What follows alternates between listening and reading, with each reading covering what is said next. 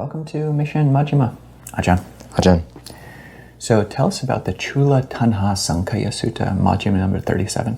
So the shorter discourse on the cessation of craving is a really fun sutta. I'd forgotten how much I love this discourse.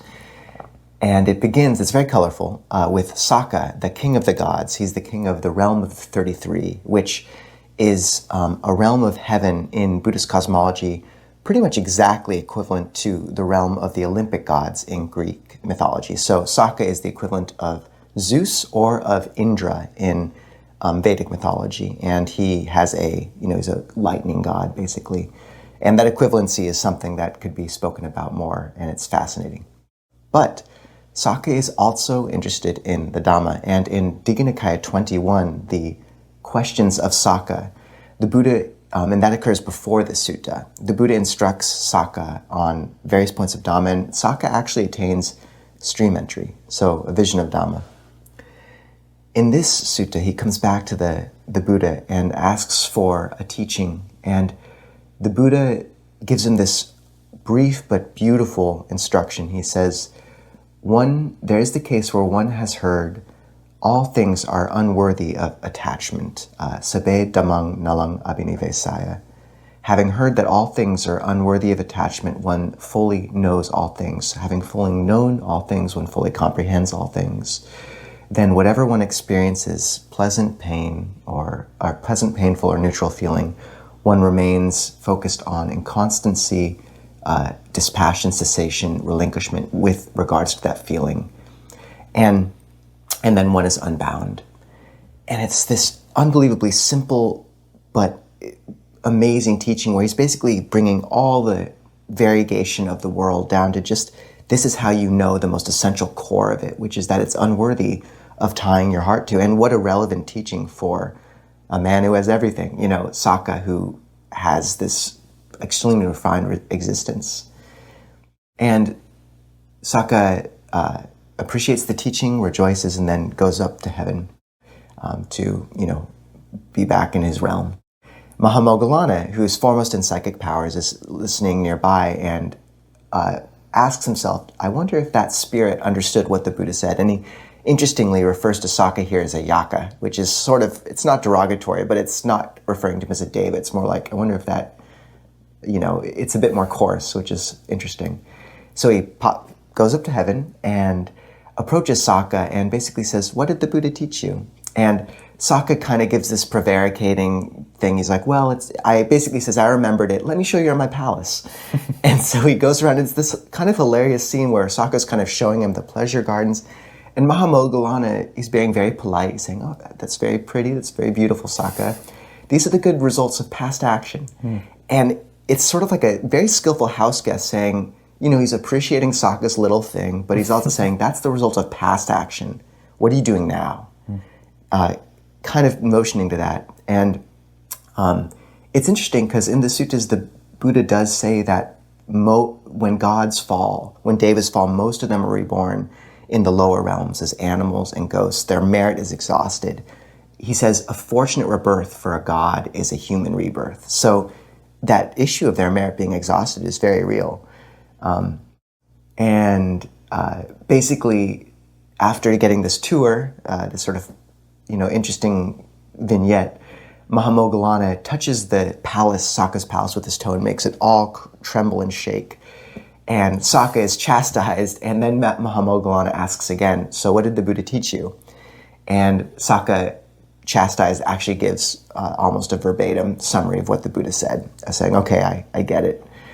And then Venerable Moggallāna comes back to the human realm, kind of relates to the Buddha, and the teaching is related one more time for the sake of all us listening, basically, or the other bhikkhus.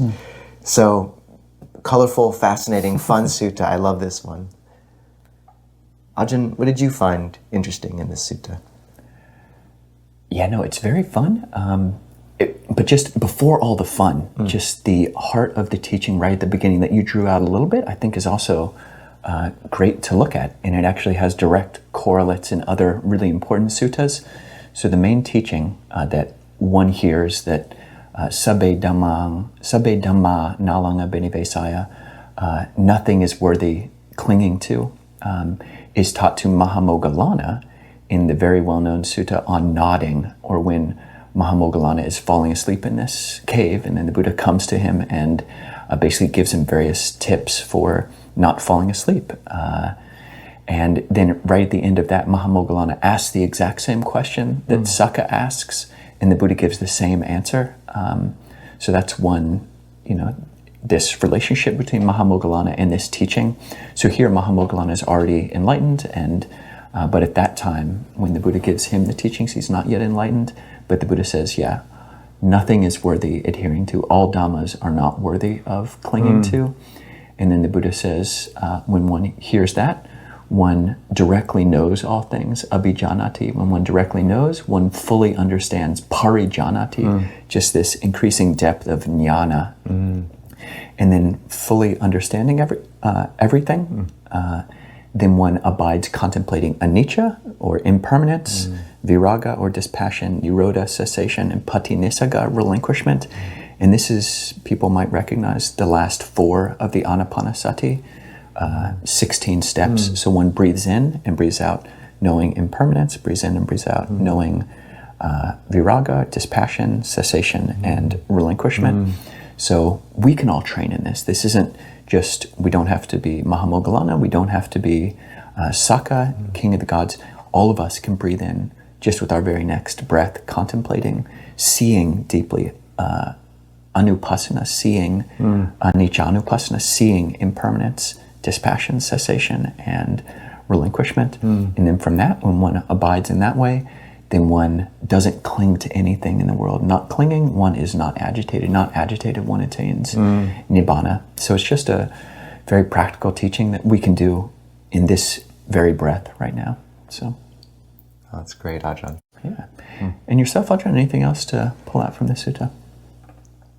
I think fleshing out those 4 steps you spoke of, where one contemplates impermanence, and I've heard this spoken about as watching water under a bridge, and then one contemplates viraga, dispassion, and that's a bit like going to the other side of the bridge and watching the water leaving from under the bridge, going away, because we don't give attention to endings, and we have to become less enamored with the beginnings before we can actually really observe the endings, which is the next step, cessation.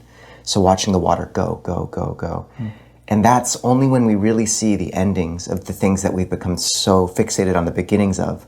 Only when we really intuit that can we let them go, because we understand the full scope of what they are.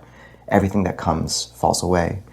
And I just think it's relevant for us who live a very deva-like existence in so many ways. I mean, there's another sutta where it says that when the Buddha comes to a heaven realm, all the devas shake and tremble and say, we thought we were permanent, but we are impermanent. And middle class, upper middle class existence in the US or elsewhere could be looked at as these same contemplations being equally relevant, and just the power and precision of that teaching. So what else would you have for us, Ajahn? What else would you draw out? Yeah, I think just you started drawing out this relationship between the way that Sakka lives and the way that many middle-class Americans, and even the conveniences of so much of modern life for so many is just so equivalent to heaven, in this kind of heavenly distraction inertia, or this palace-induced amnesia.